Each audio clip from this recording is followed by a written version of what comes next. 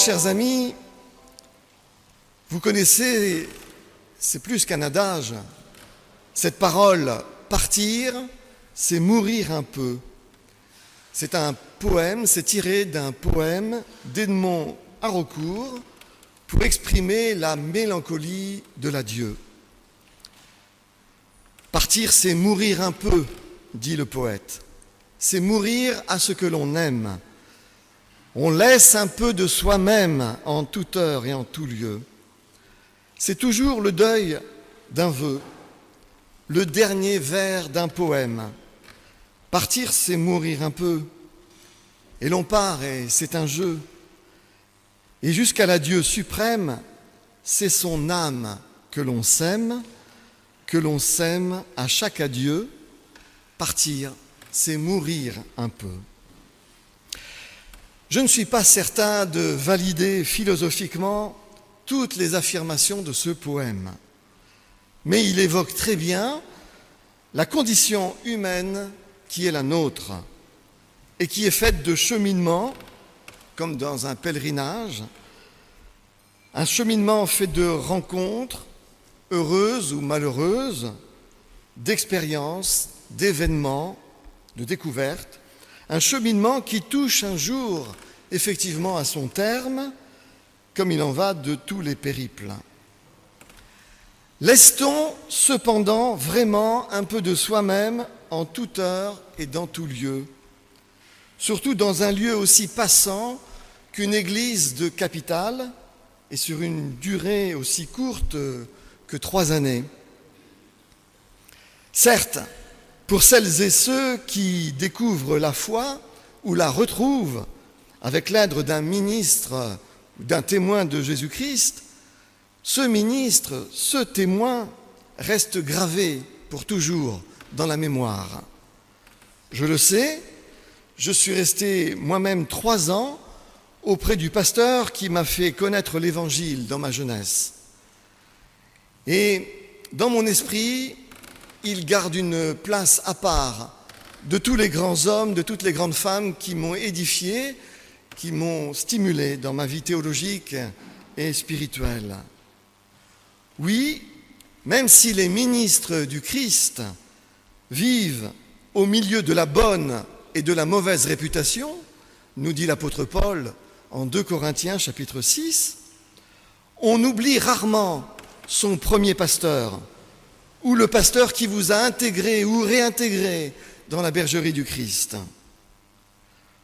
Pour les autres, de mon passage ici, il restera quelques vidéos sur le site et quelques livres dans les bibliothèques. Mais l'Ecclésiaste, Qoéleth de son nom hébreu, est manifestement plus lucide qu'Haraucourt concernant ce que nous laissons de nous-mêmes dans les lieux où nous passons et sur la terre.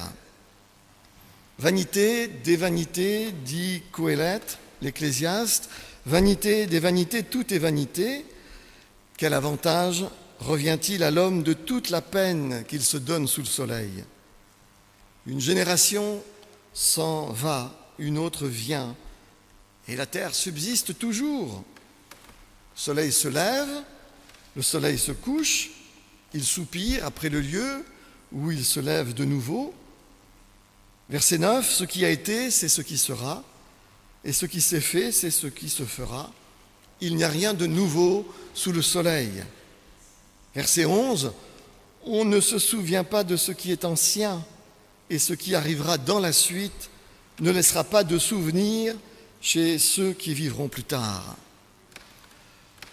Peut-on être plus lucide?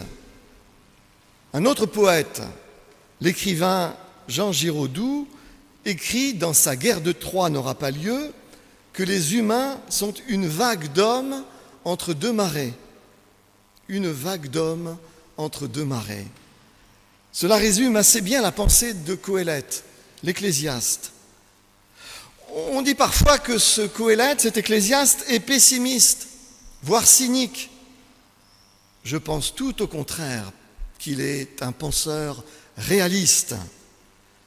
Il regarde en face la condition humaine, fragile, instable, évanescente. Et le refrain du livre est généralement mal traduit et peu compris. Ces mots hébreux ne signifient pas vanité des vanités, tout est vanité, mais bien plutôt vapeur ou fumée, vapeur fuyante, fumée fuyante, tout est vapeur fuyante, fumée fuyante. Autrement dit, on ne peut rien saisir durablement ici-bas, et encore moins éternellement. On n'amène rien avec soi en quittant ce monde où le soleil continue de se lever et la terre de tourner par-delà la succession des générations qui entraîne tout dans l'oubli du temps. On ne se souvient pas de ce qui est ancien, dit l'Ecclésiaste. Ce qui arrivera par la suite ne laissera pas de souvenir chez ceux qui viendront plus tard. Fumée fuyante, tout est fumée fuyante. Voilà la trace que nous laissons à court, à moyen ou à un peu plus long terme sur la terre. Est-ce toutefois le seul horizon pour Qoéleth, pour l'Ecclésiaste?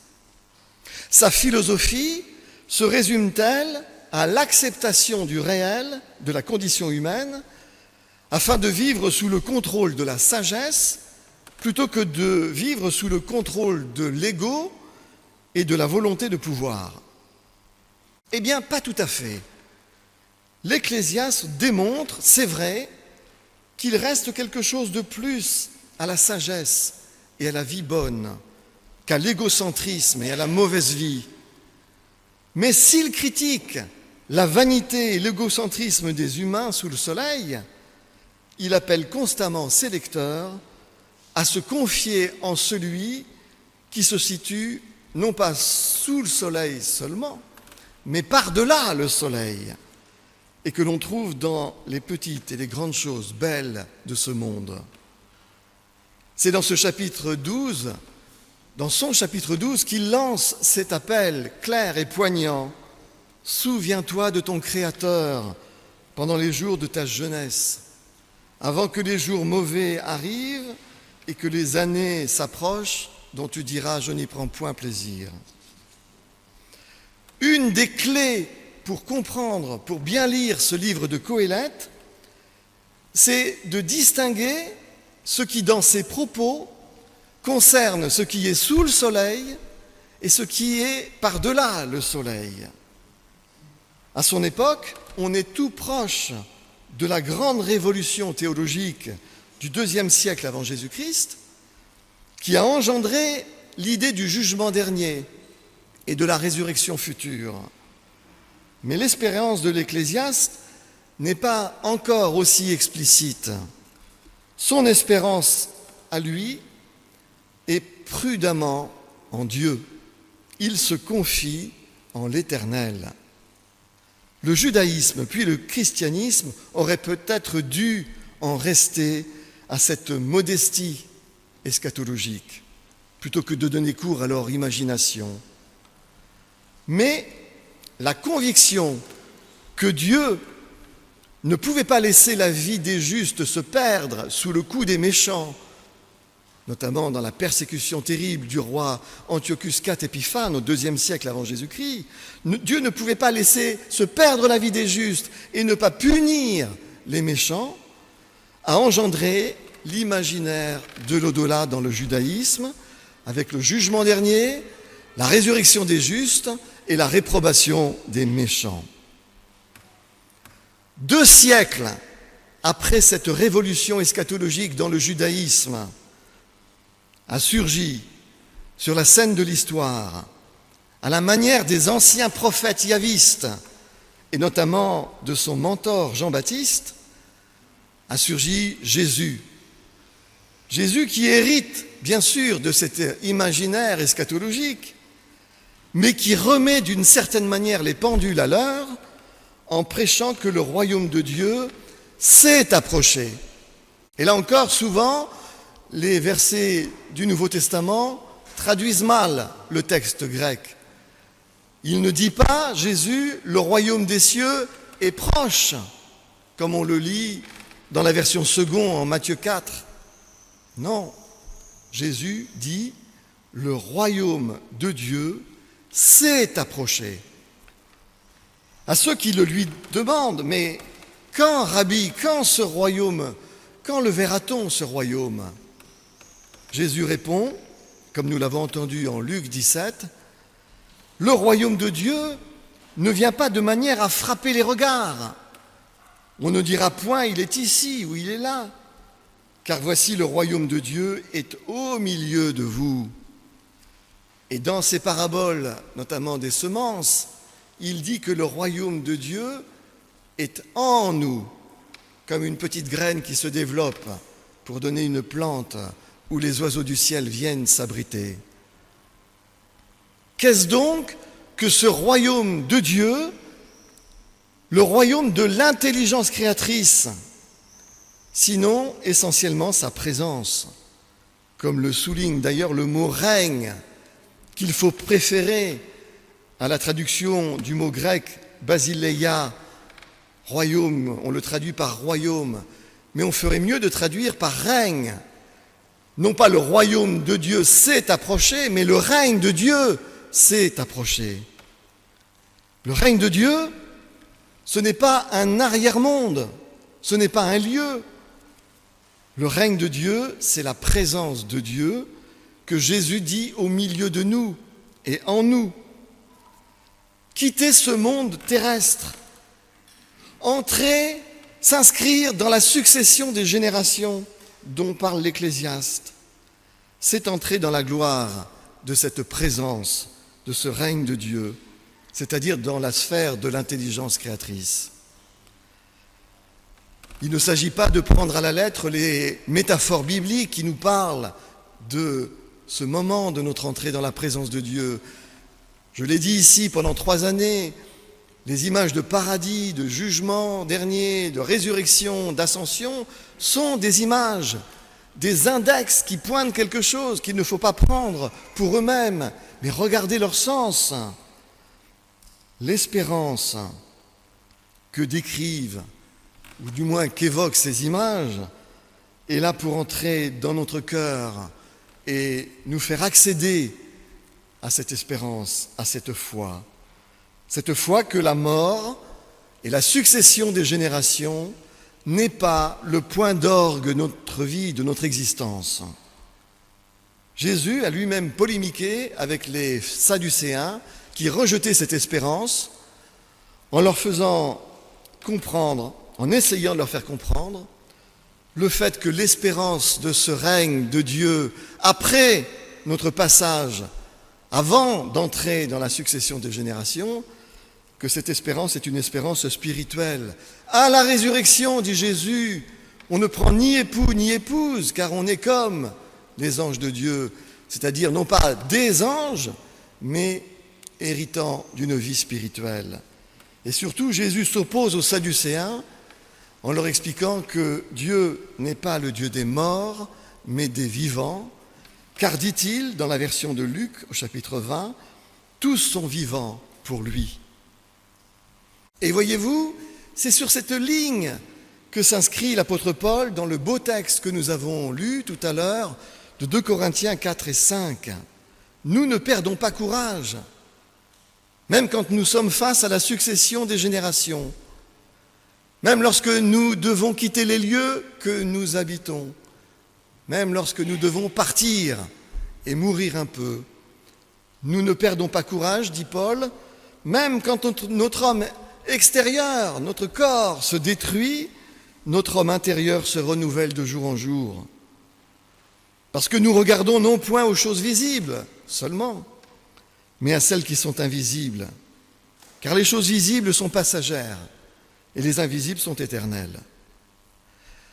Nous savons, dit Paul, que si cette tente où nous habitons, notre corps, sur la terre est détruite, dans le ciel, un édifice qui est l'ouvrage de Dieu, une demeure éternelle, nous attend et elle n'a pas été faite par la main des hommes.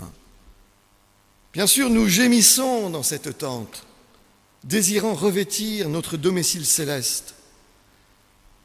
Nous sommes accablés parce que nous voulons non pas nous dépouiller, mais nous revêtir. C'est bien sûr de la mort dont il parle. Nous voulons non pas nous dévêtir, mais revêtir, afin que ce qui est mortel soit englouti par la vie. Et celui qui nous a formé cela, c'est Dieu qui nous a donné les arts de l'esprit. Paul fait droit ici au réalisme de Coëlette, l'Ecclésiaste. Il compare le corps humain à une tente, c'est-à-dire une habitation provisoire, précaire, fragile, qui supporte mal le vent et la pluie. Et il invite ses lecteurs à ne pas fuir et à ne pas éluder leur finitude. La fragilité de nos tentes est pour Paul un signe évident que nous sommes destinés, mes frères et sœurs, à nous inscrire dans la succession des temps et des générations. Oui, pour Paul, cette fragilité corporelle, notre mort, est bien le signe de notre inscription dans la succession des générations dont parle Coëlette au chapitre 1er. L'avoir à mourir et la mort elle-même entraînent pour Paul un accablement naturel. Nous gémissons, écrit-il, dans cette tente, dans notre corps. Bien sûr, nous désirons revêtir l'édifice solide, non fait par la main humaine, qui est dans les cieux. Nous voulons bien revêtir le ciel, mais nous ne voulons pas nous dévêtir de notre tente et de notre existence sur la terre. En termes clairs, oui, nous voulons bien aller au ciel, mais nous ne voulons pas mourir. Nos affections nous retiennent, les personnes que nous chérissons nous retiennent. Les belles choses de notre vie nous retiennent ici-bas.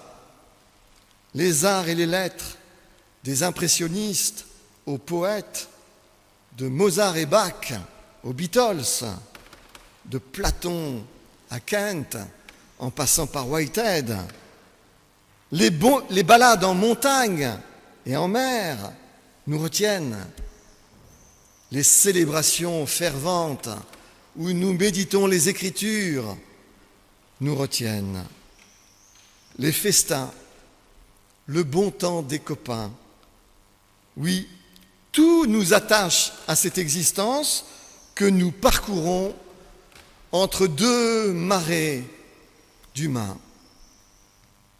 Oui, qu'on le veuille ou non, qu'on l'accepte ou pas, il nous faut bien un jour nous dévêtir de notre tente et nous apprêter à revêtir le règne de Dieu.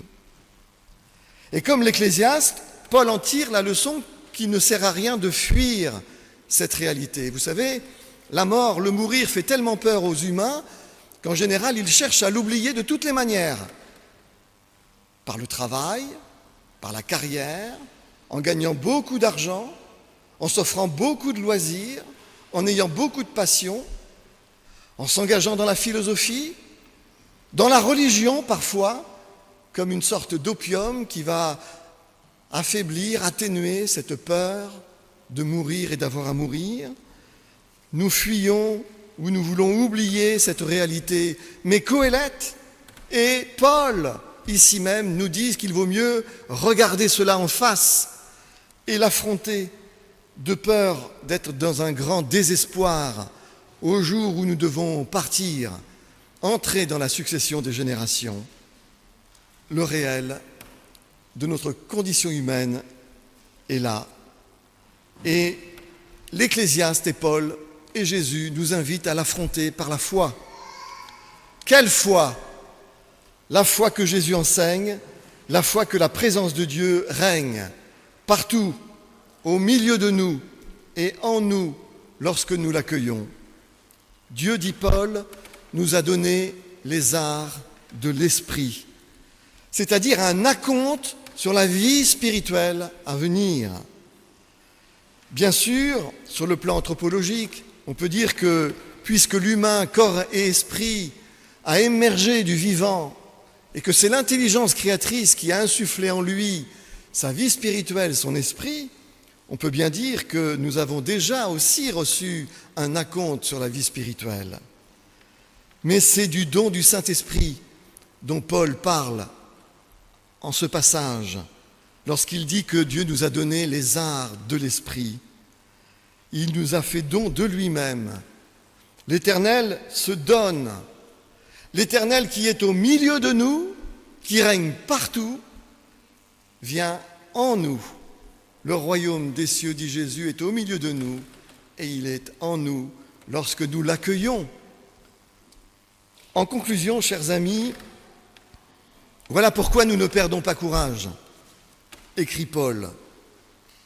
Nous regardons non pas aux choses visibles seulement, que nous perdons, qui se succèdent au fur et à mesure de nos vies jusqu'à notre corps lui-même. Nous ne regardons pas uniquement aux choses visibles, mais nous regardons aux choses invisibles. Car les choses visibles sont momentanées, les invisibles sont éternelles.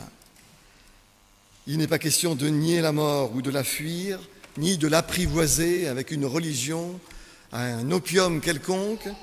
Il est question d'être réaliste.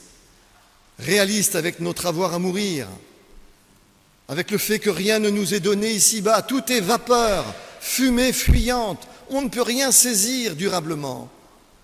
Réaliste avec le fait que nous ne voulons pas nous dévêtir et que nous avons le droit d'être accablés lorsqu'il le faut.